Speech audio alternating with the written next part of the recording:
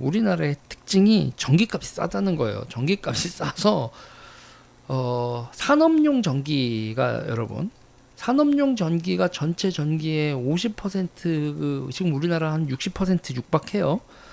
55에서 60 사이 왔다 갔다 합니다. 작년이 한 57점 몇 % 했었던 걸로 제가 기억을 하고요. 55에서 60 정도가 우리나라에서 산업용으로 그만큼 씁니다. 산업용으로 그만큼 두고 또 상업용 쓰고 나면 가정용은 여러분 별로 안 돼요. 그런데 우리가 지금 산업용으로 전기를 50% 이상을 쓴 나라는 전 세계에서 정말 희귀한 나라입니다. 희귀한 나라고, 우리는 산업국가로서 우리가 먹고 살기 위해서 어떻게든지 전기를 싸게 만들어야 먹고 살 수 있는 나라로 그렇게 지금 대한민국을 포지션을 한 거예요. 그리고 여러분, 사실은 전기가 지금 원가가 싸지가 않잖아. 원가가 싸지는 않은데 전기를 싸게 공급해야 이 산업이 돌아가니까, 그러니까 어떻게 돼요 여러분? 한전이 죽어나지. 한전이 채권을 뭐 몇십 조씩 이렇게 발행하는 그 이유가 뭐겠어요? 전기를 싸게 팔아서야. 전기를 원가보다 싸게 파니까 적자가 나는 거고, 그런 거 아닙니까? 그런데 대한민국에선 그렇게 전기를 팔 수밖에 없다. 그렇게 전기를 안 팔면 우르르르르 업체들이 무너지니까. 산업 구조가 그렇게 돼 있으니까 이렇게 된 거 아닙니까? 자, 이게 오늘 제가 이 얘기를 하는 게 오늘 뉴스이기도 해요. 오늘 뉴스이기도 합니다. 오늘 뉴스에서 이제 나온 것 중에서 이제 박문규 후보자죠. 산업통상부 장관 후보자가 탈원전이 한전 적자의 큰 원인이다. 두산그룹도 구조조정되고, 두산그룹도 거기에 있는 발전기 같은 거, 발전기 하려면 여러분 큰 발전기를 해야 되는데, 그러려면 수평을 맞춰야 되지 않습니까? 이게 휜 거면은 발전기 안 돌아가고 뭐 이렇다며요.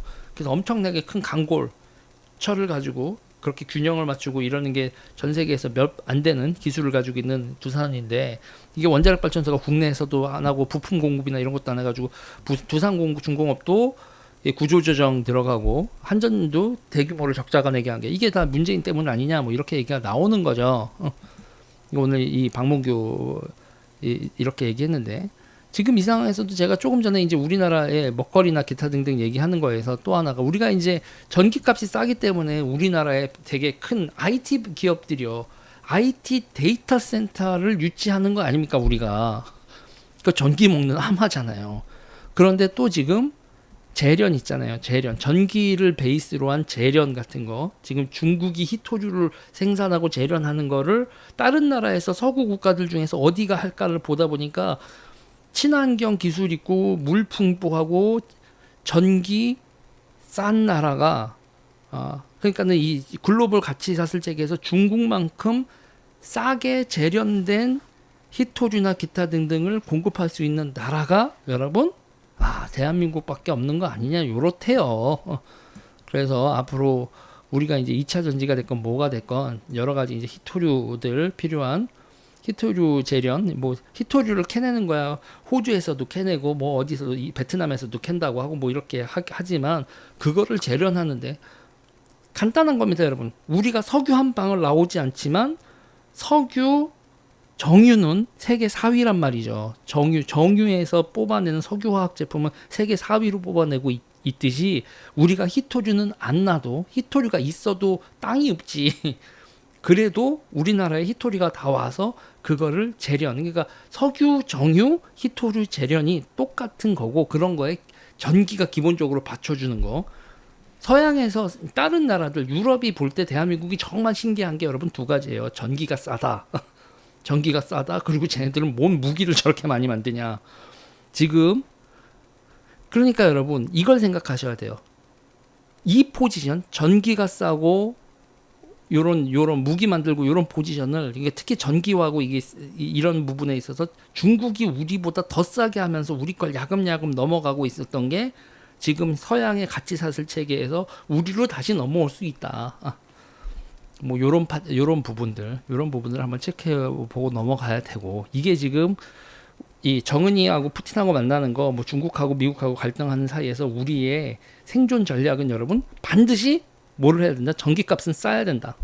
그래서 오늘 박문규 산자부 장관 후보자가 뭐 이런 얘기를 하셨는데, 우리 있잖아요. 이 전 국민이 다 이걸 생각을 해봐야 돼요. 어떻게 싼 가격에 전기를 공급하고 전기를 산업용 전기를 이런 거에 있어서 기존에 있잖아요. 우리 국민들이 이런 얘기를 많이 한단 말이에요. 산업용 전기를 싸게 공급하려고 가정용 전기가 비싸다. 저도 그렇게 좌파에서 선동을 당했었는데 여러분 쉽게 생각하면 산업용은요. 이게 도매로 뭉태기로 가는 전기 아닙니까? 그래서 공급 원가도 가정용보단 좀 싸대요. 좀 싼 것도 있고 그리고 공장이 돌아가고 산업이 돌아가야 먹고 사는 나라에서 당연히 산업에 일정 정도 간접적으로 보조금 같이 되는 거거든요. 산업 경쟁력을 가지기 위한 보조금을 산업에다 주는 걸 전기 요금 낮춰주는 걸로 그게 보조금 효과가 나는 걸 가지고 우리가 뭐가 은혜인지도 모르고 어떻게 존재하는지도 모르고 그걸 가지고 비난하면서 가정용 전기요금이 비싸다고 난리 치는 거 진짜 웃기는 거다. 가정용 전기요금도 우리가 비싸다 하지만 다른 나라에 비교해 보면 훨씬 더 싼 거고 그렇게 싸게 된 이유가 이 나라가 전기로 굴러가는 산업정책과 그리드망을 정말 우리 앞에 정권들 특히 박정희 정권과 전두환 정권을 거치면서 그 시기에 제가 그분들이 독재한 거는 내 대해서 그것까지 칭찬하자 이런 얘기 아니고 좌파 새끼들 잘 들어 그냥 오로지 나는 있는 팩트로 그때 만들어 놓은 전력 계획하고 전력 그리드망 그리고 이 나라를 전기가 싸서 먹고 살 수 있는 나라로 설계를 한 그 분들에게 땡큐는 해야 된다고 그때 관료들 과학자들 기타 등등에 그런데 그런 사람들을 원자력 마피아 이런 식으로 만들어 가지고 조져놓은 문재인 정부가 이 나라를 골로 가게 만들어 놓을 수 있었던 위기로 가게 한 거고 지금 대한민국 국민들 전기세 올렸다고 그러면 어떻게 하면 전기를 싸게 할지에 대해서